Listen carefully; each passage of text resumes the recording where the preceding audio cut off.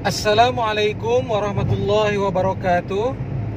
Alhamdulillahirabbil alamin wa bihi nasta'inu ala umuri dunya waddin.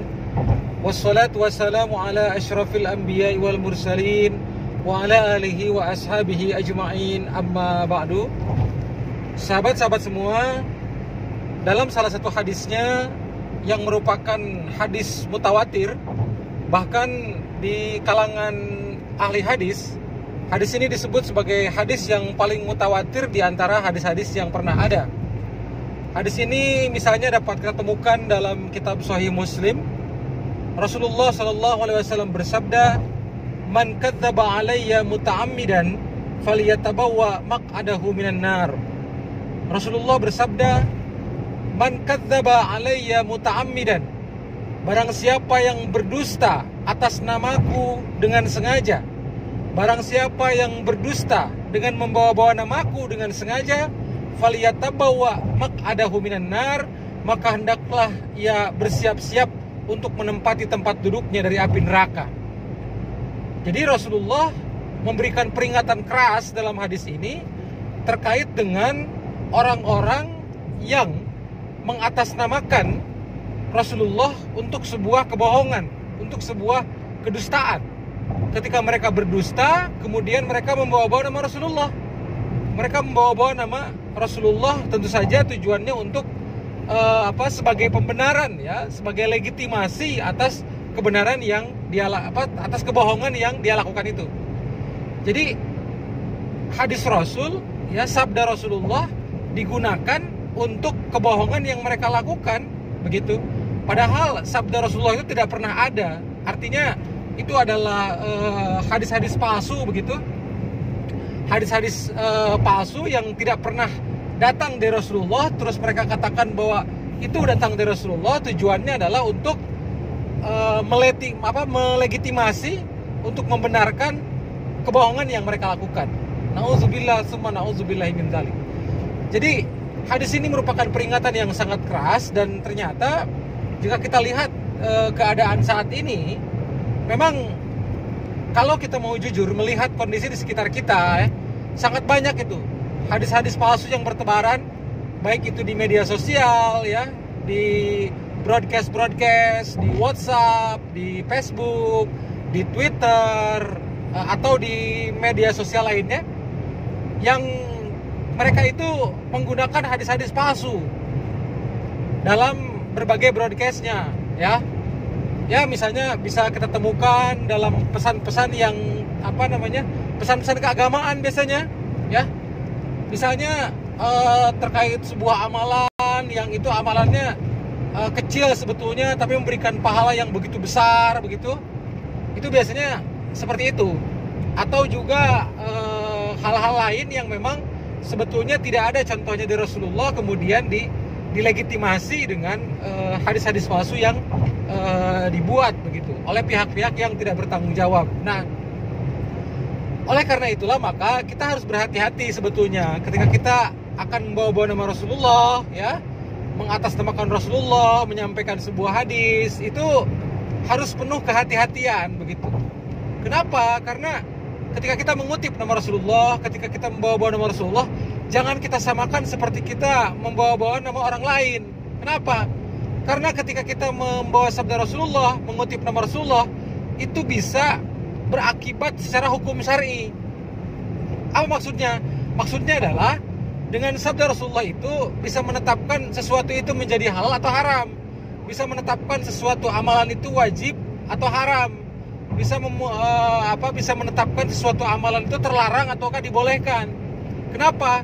Karena sabda Rasulullah itu yang kita kenal dengan hadis atau sunnah itu merupakan salah satu sumber hukum dalam Islam yang posisinya adalah kedua setelah Al-Quran. Jadi karena sabda Rasulullah itu merupakan salah satu sumber hukum utama dalam Islam setelah Al-Quran, maka bisa menjadi sebagai salah satu standar hukum, begitu, dalam kehidupan kaum muslimin. Makanya tidak boleh kita sembarangan mengutip-utip nama Rasulullah, membawa-bawa nama Rasulullah dengan tanpa disertai kehati-hatian, begitu. Apalagi saat ini begitu mudahnya orang menyebarluaskan hal-hal seperti itu begitu ya.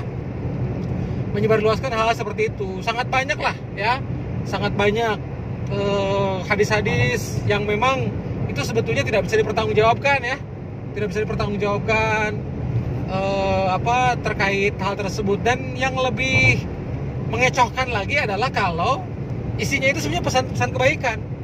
Jadi kan kadang ada juga hadis-hadis palsu yang sebetulnya isinya berupa pesan-pesan kebaikan, padahal itu sebetulnya hanya perkataan ulama saja, kemudian dikatakan bahwa itu sabda Rasulullah. Nah itu juga tidak boleh, begitu, terlarang.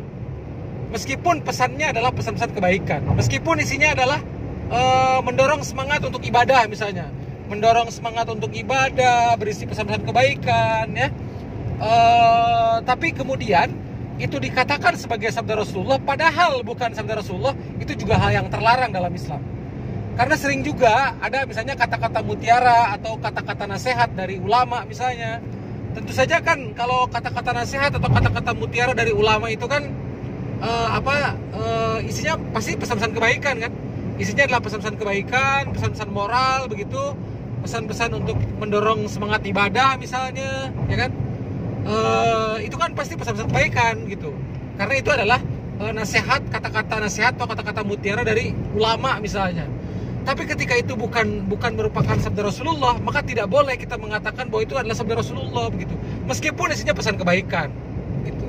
Kalau itu hanya sekedar hanya setingkat fatwa ulama, setingkat nasihat ulama, kata-kata mutiara dari ulama misalnya, maka katakanlah bahwa itu adalah kata-kata ulama. Sebutkan misalnya nama ulamanya misalnya.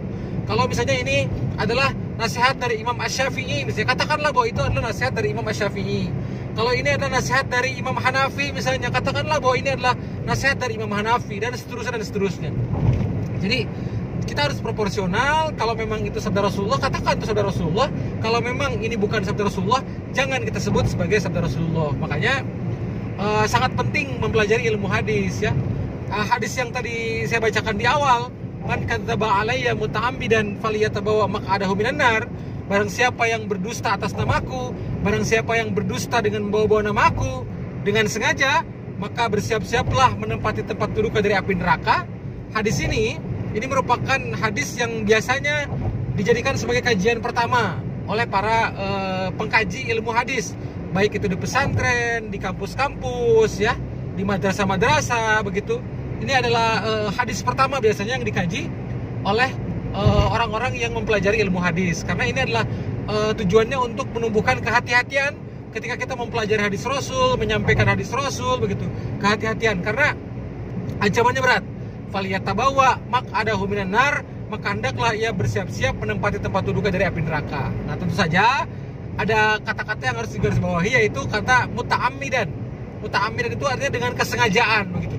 Artinya tentu berbeda ya dengan orang yang misalnya menyampaikan sebuah hadis. Contoh misalnya seorang ustadz, dia berceramah menyampaikan sebuah hadis menurut dia begitu, padahal ternyata itu bukan sabda Rasulullah. Dia katakan itu sabda Rasulullah tanpa dia tahu bahwa itu bukan hadis Rasul gitu. Artinya di luar pengetahuannya, tentu itu pun juga berdosa, itu juga salah, itu juga berdosa, tapi berbeda dengan yang dengan kesengajaan. Jadi seseorang menyampaikan bahwa ini adalah hadis Rasul begitu, padahal itu bukan begitu. Itu bukan hadis Rasul, dia katakan itu adalah hadis Rasul, dia sampaikan kepada orang lain misalnya. Kalau dia tahu bahwa itu adalah kesalahan, maka tentu saja itu kesengajaan, dan itu masuk dalam kategori hadis tadi ya, muta'ammidan, dengan kesengajaan, falyatabawa maq'adahu minan nar. Tapi jika dia menyampaikan hal itu, dia katakan bahwa ini adalah hadis Rasul, padahal itu bukan, dan dia tidak tahu bahwa dia itu salah begitu, dia tidak tahu tentang hal itu, artinya dia tidak sengaja menyampaikannya. Tentu dia tetap bersalah, dia tetap berdosa, dia harus terus belajar lagi ilmu hadis, tetapi kesalahannya tidak sampai pada tingkat hadis yang disampaikan tadi. Terlepas dari itu semua, bahwa kita harus mempelajari ilmu hadis ya, sangat penting, sehingga kita, apalagi bagi para ulama, bagi para dai misalnya, bagi para juru dakwah ya, ustadz begitu, ketika dia berceramah harus lebih berhati-hati, karena apa yang dia sampaikan akan didengar oleh umat, akan dijadikan teladan oleh umat, akan dijadikan rujukan oleh umat. Begitulah. Sementara penjelasan tentang hadis tersebut. Mudah-mudahan banyak manfaatnya dan kita bisa lebih berhati-hati dalam menyampaikan sabda Rasulullah SAW. Mudah-mudahan banyak manfaatnya. Wassalamualaikum warahmatullahi wabarakatuh.